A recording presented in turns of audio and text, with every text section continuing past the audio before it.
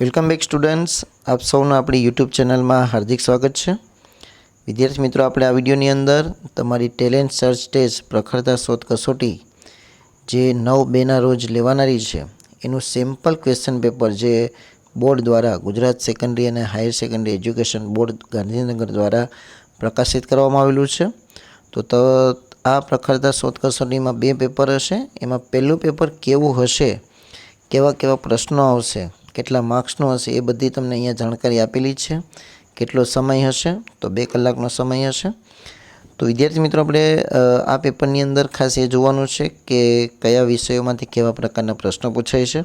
ખાસ કરીને તમને જે મૂંઝવણ થતી હોય ગુજરાતી અંગ્રેજી, બરાબર, તો એમાં કેવા પ્રકારના પ્રશ્નો છે, સામાન્ય જ્ઞાનની અંદર પણ કેવા પ્રકારના પ્રશ્નો છે, તો એને તમારે ધ્યાનથી જોવાના છે।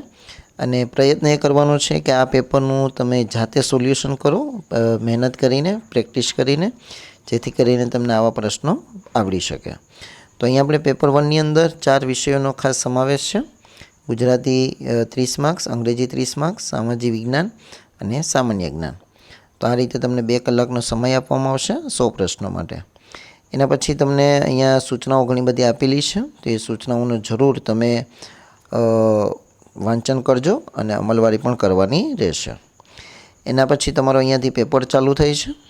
તો ગુજરાતીની અંદર જે શરૂઆતનો પોર્શન છે તમારો 30 માર્ક્સનો, તેમાં તમને જો એક ફકરો આપેલો છે, ફકરાની નીચે પ્રશ્નોના જવાબ છે। તો આ રીતે તમને ઘણા પ્રશ્નો પૂછાશે। ઘણા મીન્સ કે જો તમે અહીંયા જોઈ શકો છો તો 10 સુધી, બરાબર, 10, 11, 12 સુધી તમને આવા પ્રશ્નો પૂછાશે। એના પછી તમારું ખાસ વ્યાકરણ વિભાગના આધારે તમને પ્રશ્નો પૂછાશે। જુઓ, ઘણા બધા તમે અહીંયા જોઈ શકો છો। જીભ ન ઉપાડવી, આ રૂઢિપ્રયોગનો સાચો અર્થ દર્શાવો। તો એનો મતલબ એ થાય બોલવાની હિંમત ના હોવી, બરાબર। તો અહીંયા ખાસ વ્યાકરણ વિભાગ, વિશેષણ છે, અલંકાર છે, સંયોજક છે। એના પછી વાક્યો અને તેના પ્રકારો છે, રોજનું કામકાજ, તળપદા શબ્દોનું આપણે શબ્દ સમૂહ માટે એક શબ્દ છે। તો આવા પ્રકારના પ્રશ્નો તમને ગુજરાતીના અંદર પૂછાશે। સમાજના રૂઢિચુસ્ત કવિ અને એના કાવ્ય સ્વરૂપ।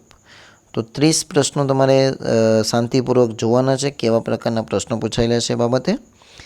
એના પછી ઇંગ્લિશ ચાલુ થઈ છે 31મા પ્રશ્નોથી। તો શરૂઆતમાં તમને ફકરો આપેલો હશે અને ફકરાના આધારે તમને પ્રશ્નો આપેલા છે।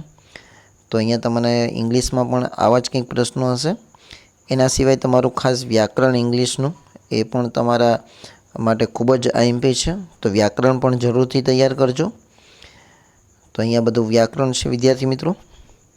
પછી સિમિલર વર્ડ્સ, ઓપોઝિટ વર્ડ્સ, બરાબર, કન્જક્શન, લેંગ્વેજ ફંક્શન, આવું ઘણું બધું તમારી પેપરની અંદર હશે જ। તો ખાસ તમારી બાબતને ધ્યાન રાખવાનું છે। તો અહીંયા 60 પ્રશ્નો સુધી પૂર્ણ થાય છે તમારું ઇંગ્લિશ। એના પછી 61મા પ્રશ્નથી ચાલુ થાય છે સામાજિક વિજ્ઞાન। તો સામાજિક વિજ્ઞાનના પણ તમે પ્રશ્નો જોતા જાઓ। ખાસ 9માના તમારી જે સમાજ છે, તો આમાં ખાસ તમારે જોવાનું કે કયા પાઠમાં વધારે વેટેજ રાખેલું છે, વધારે પોર્શન પૂછાયેલો છે, તે પાઠને વધારે તૈયાર કરવા, જેથી કરીને તમને એમાં સારા એવા માર્ક્સ મળી શકે પહેલાં પેપરમાં। તો ખાસ એ પ્રશ્નો પણ તમારે વ્યવસ્થિત રીતે જોવાના છે। અહીંયાથી તમે પ્રશ્નો વાંચતા જજો વિડીયોને સ્ટોપ કરીને, જેથી કરીને તમે દરેક પ્રશ્નોનો જવાબ પણ સમયપૂર્વક અને સમય સૂચકતાથી મેળવી શકો છો। તો 90 પ્રશ્નો સુધી એ સામાજિક વિજ્ઞાન હશે। એના પછી 90મો પ્રશ્ન જોઈ શકો છો, ઈવીએમનું સાચું નામ। તો ઈવીએમનું સાચું નામ શું છે? Electronic voting machine. ચાલો, એના પછી તમારું જે 10 પ્રશ્નો છે છેલ્લા સામાન્ય જ્ઞાન, જેમાં તમને બધું જનરલ નોલેજને લગતા પ્રશ્નો હશે। તો એ પણ તમે અહીંયા જોઈ શકો છો કેવા પ્રશ્નો પૂછાયેલા છે।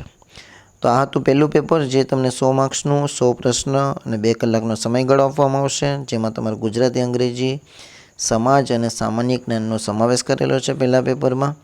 બીજા પેપરમાં આપણે ગણિત, વિજ્ઞાન અને મેન્ટલ એબિલિટી, તો એનું પેપર પણ તમને દેખાડવામાં આવશે નેક્સ્ટ વિડીયોમાં। તો પ્લીઝ આ વિડીયોના તમે જોયો। જો તમને પસંદ આવ્યો હોય તો આ વિડીયોને લાઇક કરો, તમારા મિત્રો સાથે શેર કરો।